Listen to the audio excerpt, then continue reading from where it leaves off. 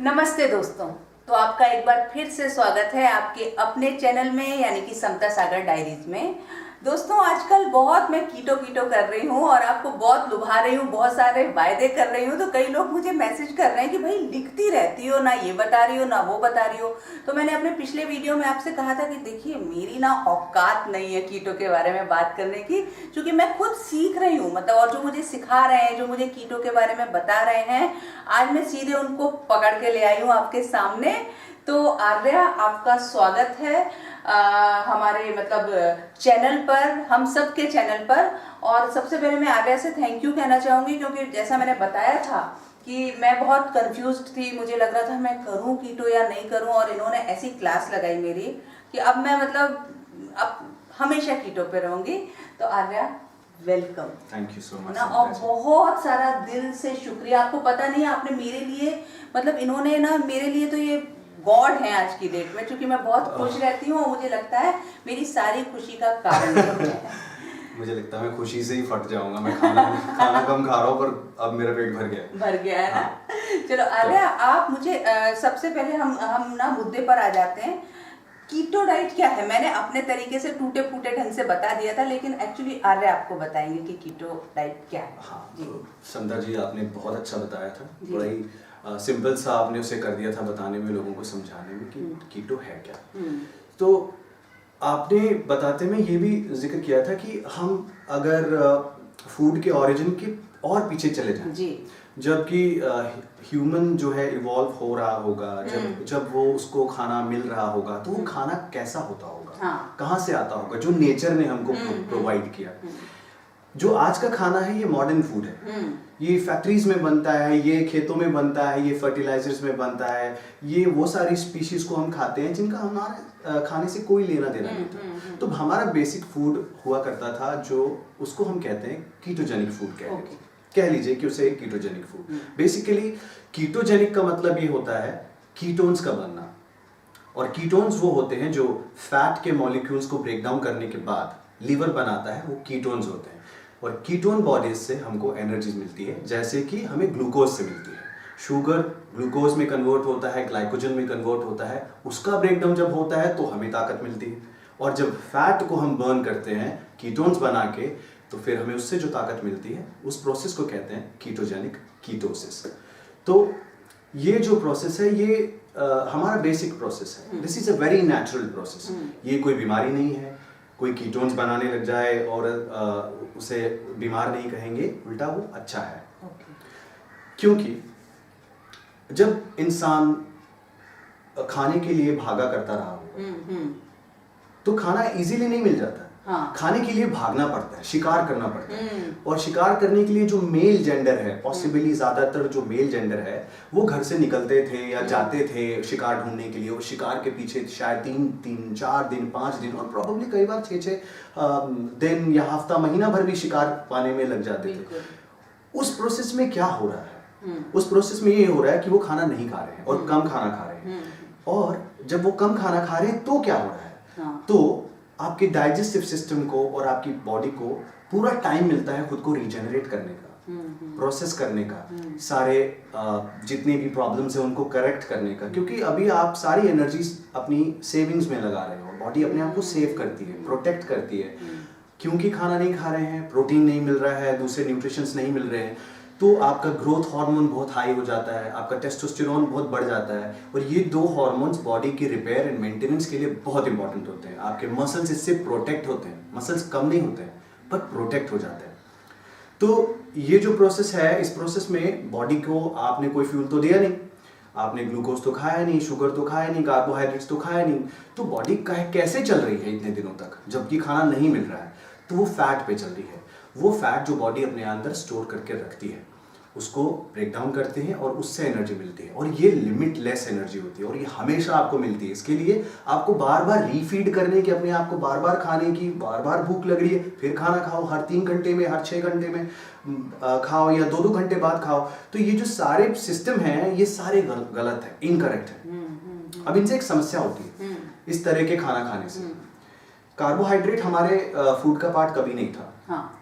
उसको हमने खुद बनाया क्योंकि हमने अपने खाने के तरीके को आसान कर दिया और मेरे ख्याल से वो बहुत आसानी से उपलब्ध था। Yes. मतलब हमने क्रिएट किया था और तो ठीक है। उसे हमने आसान कर दिया कि हाँ। जैसे आज से 5000 साल पहले खेती बाड़ी करना शुरू कर दिया इंसान ने, तो उसने ये जो बीज थे, चावल है, गेहूं है, मक्का है, ये सारे जो बीज हैं इनमें काफ़ी सारा स्टार्च होता है, ग्लूकोज होता है, और ये वो सारे खाने हैं, ये सारे वो फूड हैं जो बॉडी शुगर में कन्वर्ट करती है। आप शुगर खाइए, उसे भी बॉडी शुगर ही रखती है अंदर, कन्वर्ट करती है। अगर आप कार्बोहाइड्रेट्स खाते हैं तो उसको भी बॉडी शुगर बनाती है। इसीलिए हम इसे सारे खानों को शुगर वाला खाना मानते हैं कि इनसे आपका इंसुलिन बढ़ता है, शुगर बढ़ती है, ब्लड शुगर।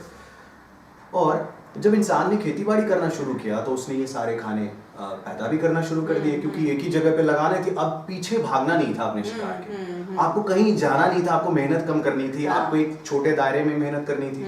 फिर इस खाने को और इजी बनाने के लिए फैक्ट्रीज में इसको प्रोसेस कर दिया गया कि आप इससे ब्रेड बना लीजिए, रोटियां बना लीजिए, पिज्जा बना लीजिए, तो और ज्यादा आसान कर लिया। फिजिकल एक्टिविटी कम कर दी उस खाने को पाने के लिए, और वो खाना हमारा था भी नहीं, वो जानवरों का खाना है। बेसिकली उनके पास ऐसे एंजाइम्स होते हैं जो ऐसे फूड को ब्रेक डाउन कर सकते हैं। हम उसको ब्रेक डाउन तभी कर पाते हैं जब हम उसको कुक करते हैं, हम उसको थोड़ा तोड़ लेते हैं, ऑलरेडी हीट से तोड़ लेते हैं, तो फिर हम उसको पचा पाते हैं। फिर भी इतना सारा खाना होता है ऐसा जो हम नहीं पचा पाते, जैसे कि फ्रक्टोज, फलों से आने वाली जो चीनी है, जो शुगर है, जो मीठा है, जो फलों का है। तो क्या फल हमारे लिए थे? कभी कभी भी नहीं थे। फल जो थे वो प्लांट्स का अपना एक साधन है कि वो दूसरे जानवरों को अट्रैक्ट करता है अपनी तरफ, कि वो उसके फल खाएं और उसके बीज दूर दूर तक ले जाएं, मीठे हो। देखिए, मुझे तो ये बात ही नहीं पता थी। हाँ, तो वो एक बड़ा सिंपल प्रोसेस है कि बर्ड्स आए तो उनके वो रंगीन फल देख के खाएं, उनको उसमें से शुगर मिले, एनर्जी मिले, और इसके बदले में वो उनके फलों दान बीज को अपने साथ ले जाएं और कहीं दूर जाके उसे एक छोड़ दें, और ताकि प्लांट्स ग्रो कर सके। तो वो उनका था, हमने उसको अपना बना लिया। और एक्चुअली बड़ी सारी बातें ऐसी हैं कि इस फूड सिस्टम से, कार्बोहाइड्रेट और शुगर वाले फूड सिस्टम से रिलेटेड, कि 1945-48 में ही ये स्टडी हो चुकी थी कि कौन सी शुगर्स और कौन सा खाना हम आदमियों के लिए अच्छा है। और तब पता चला कि जो डायबिटीज़ है, जो लोग ओबीज हो रहे हैं, जिनको ब्लड शुगर की प्रॉब्लम हो रही है, जिनको ब्लड प्रेशर की प्रॉब्लम्स होती हैं, उनके लिए शुगर्स और कार्बोहाइड्रेट्स का खाना ठीक नहीं है। और उनके लिए ये डिसाइड किया गया कि ये जो चीनी है, जो ये मिठास है खाने की, जो शुगर्स हैं, कार्बोहाइड्रेट्स हैं, इनको दो हिस्सों में बांट लिया गया। एक को कहने लगे डेक्सट्रोस, और दूसरी का ऑलरेडी नाम था लेव्युलोस। पर लेव्युलोस को बैड शुगर मानते थे क्योंकि वो फलों से आती थी, तो उसको बेचना मुश्किल हो गया। जब वो लेव्युलोस बैड शुगर की कैटेगरी में आ गया तो उसको बेचना मुश्किल हो गया। तो उसको बेचने के लिए कंपनीज ने उसका नाम चेंज करके लेव्युलोस को फ्रक्टोस कर दिया, कि फलों से आने वाली शुगर। अच्छा। अब वो इसको नए नए प्रोडक्ट्स में, फ्रूट जूसेस में और हर जगह बेच सकते थे, लोगों को पिला सकते थे और अपने घर भर सकते थे। मतलब पूरा बाजार का खेल है। जी, पूरा बाजार का खेल। हाँ। और क्योंकि बड़ी सारी जगह पे जो चेंजेस करनी चाहिए थी, मेडिकल जर्नल्स हैं या फिर मेडिकल बुक्स हैं जो डॉक्टर्स पढ़ाया जाता है, उनमें सारी चेंजेस करनी चाहिए थी, तो वो नहीं की गई। खुद ही देख लीजिए कि आज सोसाइटी है कहाँ। हमेशा हम पूरी जिंदगी कोशिश ये करते हैं कि हम लो फैट खाना खाएं, फैट को अवॉइड करते हैं, हम फल खाते हैं और हम सब्जियां छोड़ देते हैं। फल अच्छे लगते हैं, रसीले होते हैं, मीठे होते हैं, इसलिए हम उनको ज़्यादा खाते हैं। सब्जियां थोड़ी बोरिंग होती हैं, बच्चे भी कम खाते हैं और चुनते नहीं हैं हम सब्जी खाना। और जितना भी कार्बोहाइड्रेट्स और शुगर का खाना है हम उनको ही चुनते हैं। रोटी है, चावल है, आटे से बनी हुई ढेर सारी चीज़ें हैं, चावल की बनी हुई और दालों की बनी हुई चीज़ें, ये सब कार्बोहाइड्रेट्स हैं। 60 to 75% ये सारी चीज़ें कार्बोहाइड्रेट्स हैं। हमारे पास ऑप्शन नहीं है, हमको यही सिखाया गया, हमने यही सीखा और यही करते आ रहे हैं। और देख भी रहे हैं कि हम धीरे धीरे धीरे धीरे बीमार होते चले जाते हैं। हमें कभी जोड़ों की दर्द शुरू हो जाती है, आर्थराइटिस होता है लोगों को, ब्लड प्रेशर की प्रॉब्लम्स होती हैं, लोगों का बिना वजह फैट नहीं खा रहा है कोई इंसान, फिर भी मोटा हो रहा है। हाँ। घर में बैठी हमारी मम्मियां हैं, आंटियां हैं, जो फीमेल जेंडर है, जो बहुत ज्यादा फिजिकल एक्टिविटी नहीं कर रहा है, तो वो कैसे अपने आप को पतला रखने की कोशिश करता है कि वो खाना कम खाते हैं। हाँ। सोचते हैं चलिए मैं 4 की जगह 2 रोटी खा लेते हैं, पर खा तो रोटी ही रहे हैं ना, कार्बोहाइड्रेट्स ही खा रहे हैं। और इससे क्या हो रहा है कि वो बार बार अपना इंसुलिन ट्रिगर करते हैं। इंसुलिन के बारे में हम फिर नेक्स्ट बात करेंगे। पर खाने का जो तरीका है, ये कार्बोहाइड्रेट्स ही खा रहे हैं। उनको खाना चाहिए फैट्स, और सारे हेल्दी फैट्स, क्योंकि फैट ये है कि हमारी पूरी बॉडी या तो फैट से बनी हुई है या प्रोटीन से बनी हुई है। सारे मसल्स हमारे फैट से बने हैं और प्रोटीन के मिक्स से बने हैं।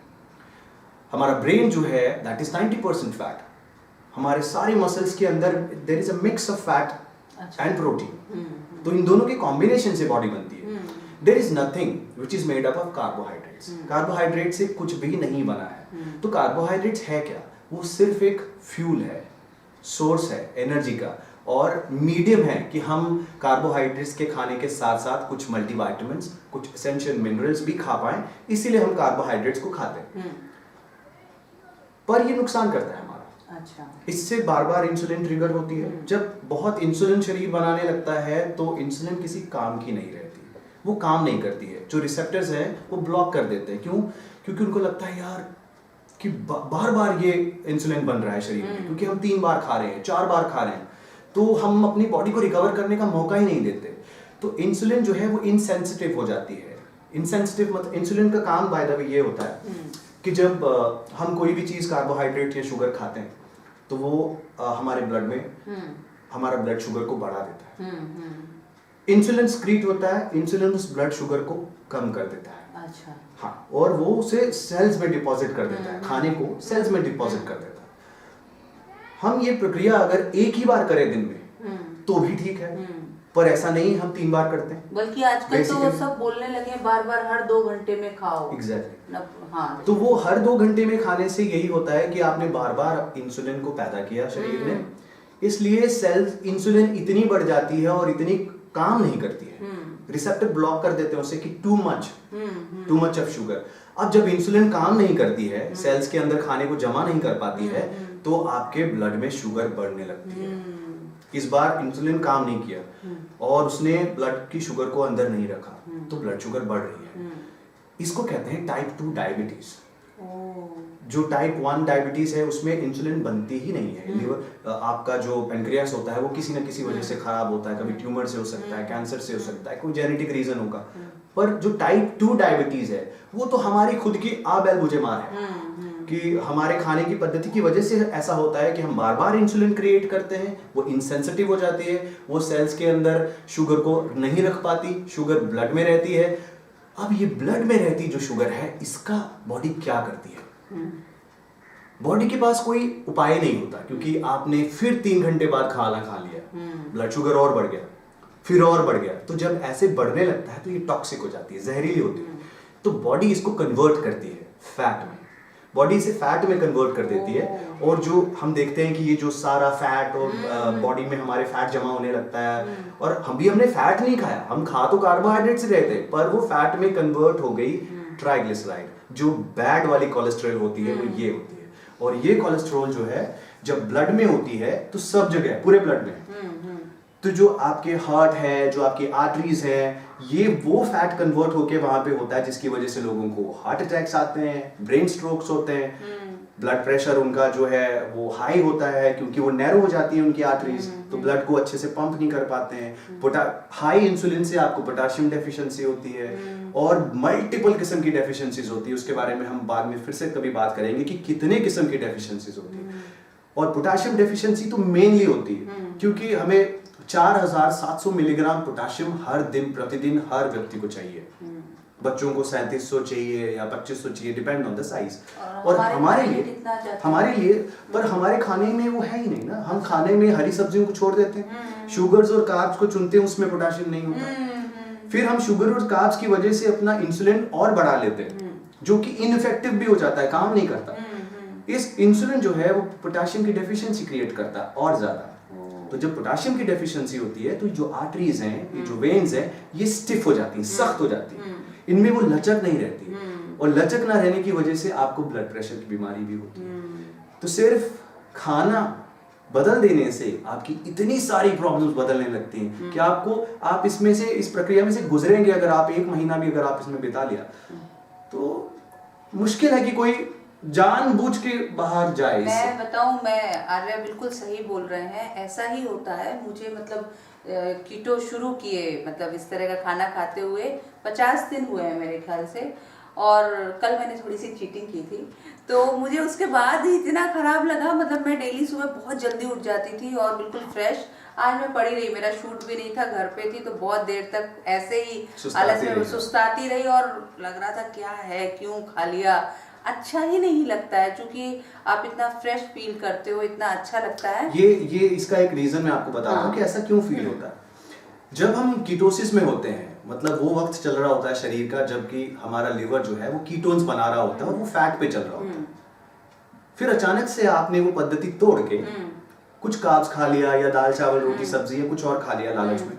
जब आपने वो खा लिया तो कीटोन्स को बनाना थोड़ा मुश्किल काम है, तो शरीर मुश्किल काम छोड़ के आसान वाले काम पे चला जाता है। जो आपने नया खाना खाया, अभी कार्ब्स खा लिया, शुगर खा लिया, पर डिफरेंस ये है कि जो कीटोन्स की एनर्जी होती है वो इस कार्ब्स की एनर्जी से 10 गुना ज्यादा होती है। 1 कैलोरी कार्ब्स में सिर्फ 1 ग्राम कार्ब्स में 1 ही कैलोरीज होती है, पर 1 ग्राम फैट में 10 कैलोरीज होती है। तो 10 गुना ज्यादा जो ताकत थी आपने वो गंवा दी, इसलिए आपको अगले दिन बहुत कम एनर्जी लगती है, आपका ब्रेन भी अच्छे से काम नहीं करता, फिर रिग्रेट भी होता है कि क्यों ऐसा किया, लेथार्जिक फील होता है, एनर्जी चली जाती है। तो मतलब आपका ये कहना है कि कीटो डाइट बेस्ट डाइट है। एग्जैक्टली। और सिर्फ पतले होने के लिए नहीं, आपकी पूरी हेल्थ के लिए। मैं ये कहना चाहूँगा कि कीटो कोई डाइट नहीं है, बेसिकली ये हमारा बेसिक फूड सिस्टम है जो हमको रीडिवेलप करके अपने लिए रीफॉलो करना चाहिए। हमको वापस अपने ओरिजिन पे जाना चाहिए कि हमको किस किस्म का खाना हमारे शरीर के लिए अच्छा है और उसे लाइफ लॉन्ग अपना के रखना चाहिए। उसमें से निकल कर तो आपने देखा ही है कि चीटिंग का कोई सेंस ही नहीं होता। तो दोस्तों, आर्या ने हमको आज बहुत सारी अच्छी जानकारी दी है, हम बहुत फायदे में हैं, हम पूरा एक्सप्लॉइट कर रहे हैं आर्या को। और अगली बार, अभी हम आर्या को थोड़े समय रोक कर रखेंगे और अगले एपिसोड में जब भी मैं अगली बार आपसे मिलूंगी तो इनसे और पूछेंगे और ये बताएंगे। तब तक आप लोग ज़रा और गूगल कीजिए, यूट्यूब देखिए, हमने जो नहीं बताया है उसको भी जानिए, और प्लीज़ हमारा चैनल सब्सक्राइब कीजिए। अरे बोल दो ना, सब्सक्राइब करो यार। हाँ, बाय, थैंक यू।